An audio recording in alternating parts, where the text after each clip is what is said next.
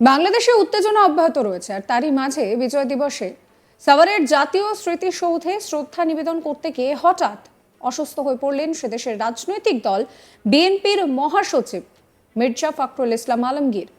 বাংলাদেশের একটি সংবাদ মাধ্যমের তরফে বিষয়টি জানানো হয়েছে।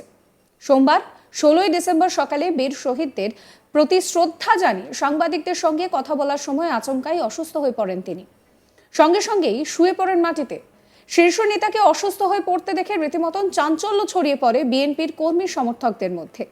এই বিষয়ে বিএনপির চেয়ারপারসনের তরফে যেটা জানানো হয়েছে যে জাতীয় স্মৃতিসৌধে গিয়ে বীর শহীদদের প্রতি শ্রদ্ধা জানিয়ে সাংবাদিকদের সঙ্গে কথা বলছিলেন মির্জা ফখরুল আলমগীর, আর সেই সময় তিনি হঠাৎ করে অসুস্থ হয়ে পড়েন। তড়িঘড়ি তাকে সাভারের সম্মিলিত সামরিক হাসপাতালে নিয়ে যাওয়া হয়।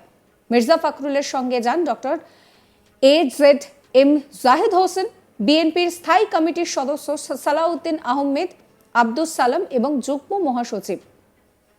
ওই হাসপাতালে তাকে ভর্তি করা হয়েছে। দেখাবো আপনাদের সেই ছবি।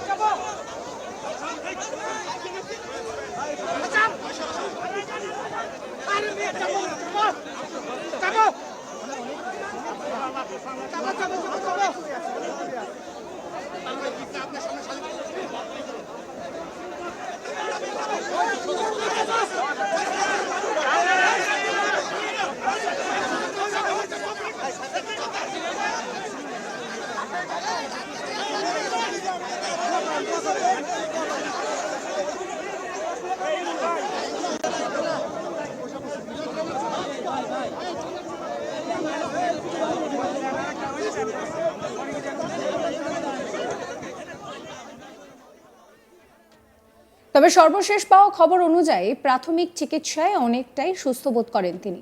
তারপর গুলশানের যে তার ঠিকানা রয়েছে সেখানে তিনি ফেরেনও। চিকিৎসকেরা প্রায় 2 ঘন্টা তাকে পর্যবেক্ষণে রাখে। প্রসঙ্গত, বাংলাদেশ আর পাকিস্তান যেন কাছাকাছি আসছে এই খবর বিভিন্ন সূত্র থেকে উঠে আসছে। এমনকি পাকিস্তান থেকে কিছু কন্টেনারও নাকি সম্প্রতি বাংলাদেশে গিয়েছে, যেগুলির মধ্যে আলু পেঁয়াজ রয়েছে বলে দাবি করা হচ্ছে।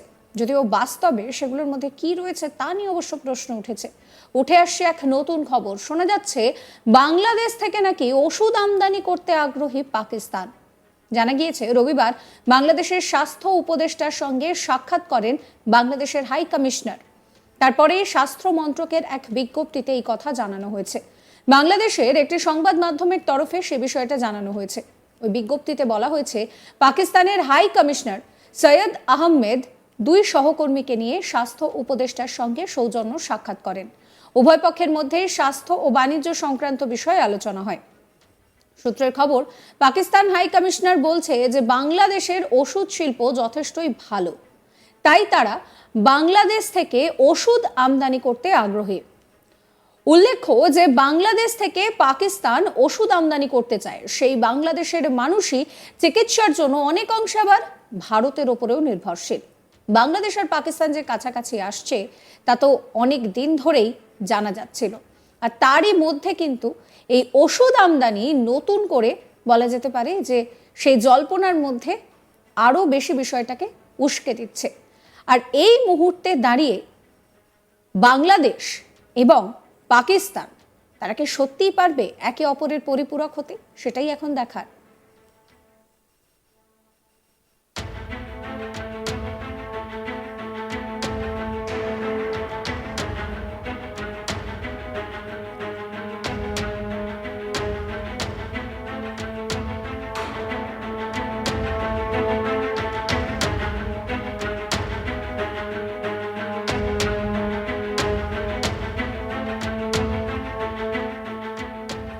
যদিও কয়েকদিন আগে বাংলাদেশের রাজনৈতিক দল বিএনপির সিনিয়র যুগ্ম মহাসচিব রুহুল রিজভির মুখে শোনা গিয়েছে একেবারে অন্য কথা।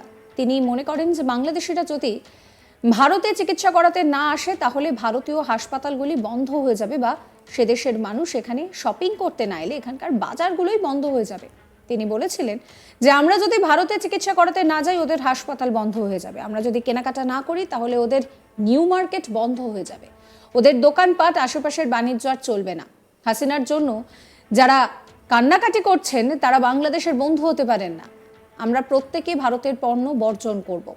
আমার মা বোনেরা টাঙ্গাইলের শাড়ি পরবে, খাদির শাড়ি পরবে, ভারতের কোনো শাড়ি কিনবে না। যারা অবিরামভাবে আমাদের বিরুদ্ধে মিথ্যাচার করেছে, আমাদের দেশ দখল করতে চায়, তারা কখনোই বাংলাদেশের বন্ধু হতে পারে না। ওরা যদি ভিসা বন্ধ করতে চায় তাহলে ওদের ক্ষতি। ভারত থেকে ফেন্সিডিল ইয়াবা বাংলাদেশে ঢুকবে না। শুনুন ওই বিএনপি নেতার কথা।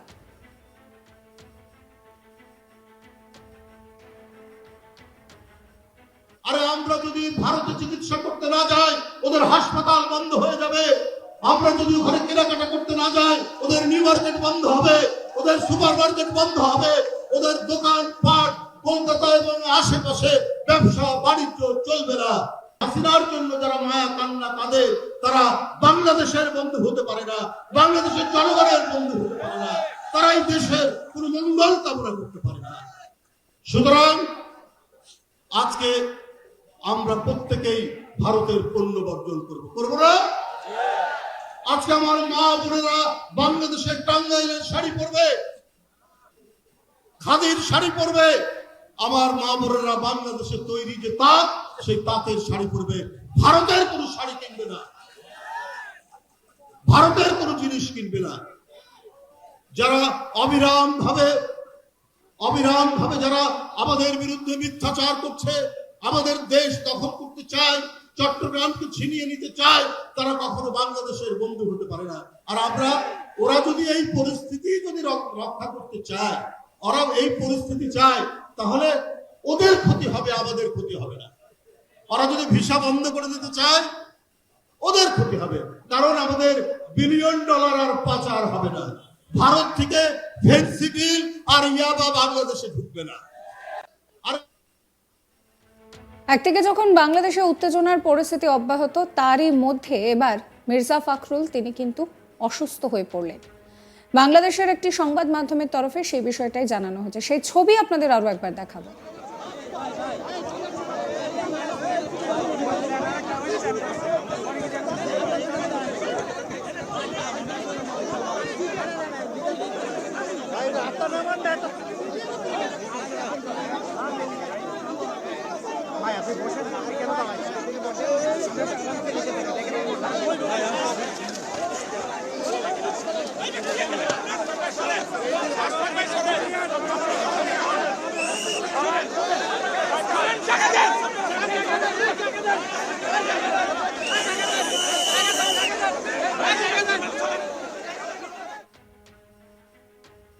সাবস্ক্রাইব করবেন আজ তাক বাংলার ইউটিউব চ্যানেলকে, ফলো করবেন হোয়াটসঅ্যাপ চ্যানেলও।